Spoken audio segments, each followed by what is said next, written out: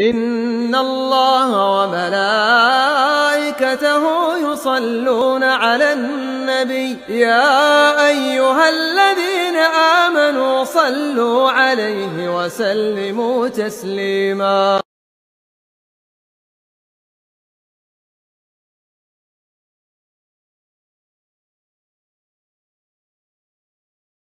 Kaum muslimin para pendengar dimuliakan oleh Allah Subhanahu wa taala. Di antara karakter ahli sunnah wal jamaah adalah orang-orang yang selalu berserah diri dan pasrah terhadap hukum Allah. Apabila mereka mendengar perkataan Allah dan perkataan Rasulnya dan sampai kepada mereka syariat Islam, maka mereka akan mengatakan sami'na wa ata'na. Mereka tidak akan menentang, mereka tidak akan membenci, dan tidak akan pernah terlintas di benak mereka atau terdetik di hati mereka kebencian terhadap syariat Islam dan sunnah Rasulullah sallallahu alaihi wasallam. Sekalipun syariat tersebut terkadang tidak bisa dicerna oleh logika mereka, sekalipun mereka tidak bisa memahami akan hikmah dari syariat dan sunnah tersebut, akan tapi mereka meyakini bahwasanya kebenaran yang mutlak hanya ada dalam firman Allah dan sabda Rasulullah sallallahu alaihi wasallam. Itu akidah kita ahli sunnah wal jamaah. Allah Subhanahu wa taala menjelaskan dalam Al-Quran, apabila Allah telah memutuskan suatu perkara, maka tidak boleh bagi kaum muslimin untuk mencari pilihan yang lain. Qala Allah taala, "Wa ma kana lil mu'minin wa la mu'minatin idza qada Allahu wa rasuluhu amran ay yakuna lahumul khiyaratu min amrihim." Tidak pantas bagi seorang mukmin dan mukminah apabila Allah telah memutuskan suatu permasalahan perkara masih ada pilihan lain bagi mereka. Wa qala subhanahu,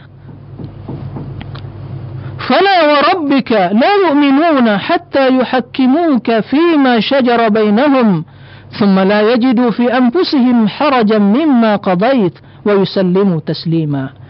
Demi Rabbmu, fala warabbika la yu'minun, mereka tidaklah beriman, hatta yuhakkimuka fima syajara bainahum, sampai mereka menjadikan kamu sebagai hakim, memberikan keputusan yang menyelesaikan permasalahan perselisihan terjadi di antara mereka, yaitu Rasulullah sallallahu alaihi wasallam di waktu hidupnya dan sepeninggal beliau adalah sunnah beliau sebagai hakim yang akan menjelaskan, yang akan memisahkan, yang akan menentukan, yang akan menyelesaikan perselisihan yang terjadi di kalangan kaum muslimin. Fala wa rabbik la yu'minuna hatta yuhakkimuka fima shajara bainahum thumma la yajidu fi anfusihim harajan mimma qadait wa yusallimu taslima. Mereka tidak beriman, kata Allah, sampai mereka menjadikan kamu sebagai hakim. Yuhakkimuka fima syajara bainahum, terhadap apa yang mereka perselisihkan. Thumma la yajidu fi anfusihim haraja, kemudian mereka tidak mendapatkan pada diri mereka harajan, rasa tidak senang. Harajan mimma qadai, terhadap apa yang telah kamu putuskan. Wa yusallimu taslima, dan mereka berserah diri terhadap keputusanmu, pasrah. Inilah karakter ahli sunnah, golongan yang selamat, golongan yang dijamin keselamatannya adalah orang-orang yang berserah diri kepada sunnah dan ajaran Rasulullah SAW. Oleh karena itu, mari kita introspeksi dan koreksi diri kita, sejauh mana kita dalam mengamalkan Al-Quran dan sunnah telah mengamalkan karakter atau telah memiliki karakter yang mulia ini. Banyak permasalahan-permasalahan agama yang datang pada kita, qala Allah wa qala rasuluhu, akan tapi tatkala perkataan Allah dan perkataan Rasulnya sesuai dengan keinginan dan hawa nafsu kita, kita menolak perkataan Allah dan Rasulnya. Apakah ini pertanda keimanan kita kepada Allah dan kecintaan kita pada Rasulullah? Terkadang datang sunnah Rasulullah, terkadang datang larangan dari melakukan bid'ah, akan tapi apabila hal tersebut sesuai dengan tradisi yang berkembang atau amalan-amalan yang bertentangan sunnah dan dijatuhkan oleh syekh-syekh kita atau kiai-kiai kita atau ustaz-ustaz kita, lalu kita menolak sunnah Rasulullah sallallahu alaihi wasallam, inikah bukti kecintaan kita kepada Rasulullah sallallahu alaihi wasallam? Inikah bukti kita sebagai ahli sunnah wal jamaah, inikah bukti golongan yang selamat? Tentu jawabannya kalla, tidak demikian. Oleh kerana itu Al-Imam At-Tahawi rahimahullahu ta'ala dalam akidahnya menjelaskan kepada kita, qala rahimahullahu ta'ala, la yathbut qadamul Islam illa ala dhahril istislami ala taslimi wa istislam. Tidak akan mungkin berdiri dan kokoh berdiri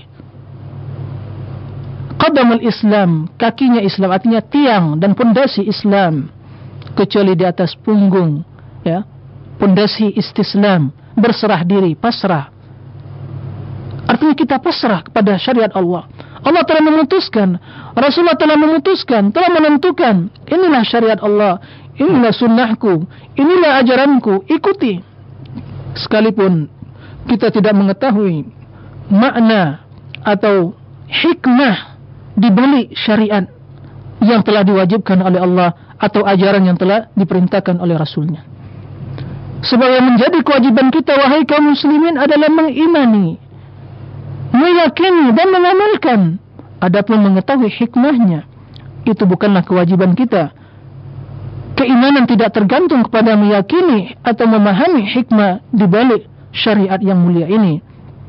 Akan tapi keimanan tergantung kepada keyakinan kita, keimanan kita kepada syariat yang dibawa oleh Rasulullah, yang diwahyukan oleh Allah kepadanya.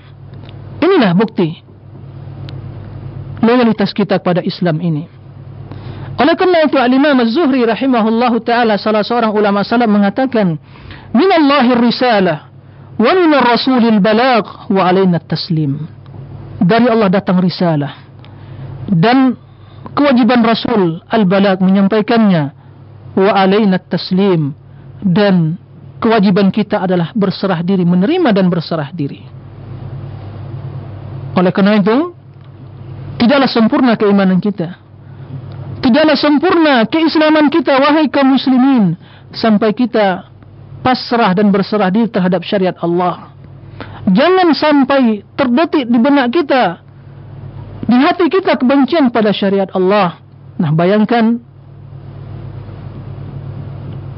kalau ada orang-orang yang berusaha siang malam membuat makar untuk menghancurkan syariat Islam, dan mereka menamakan atas nama Islam, jaringan-jaringan Islam macam-macam atas nama Islam, Islam macam-macam.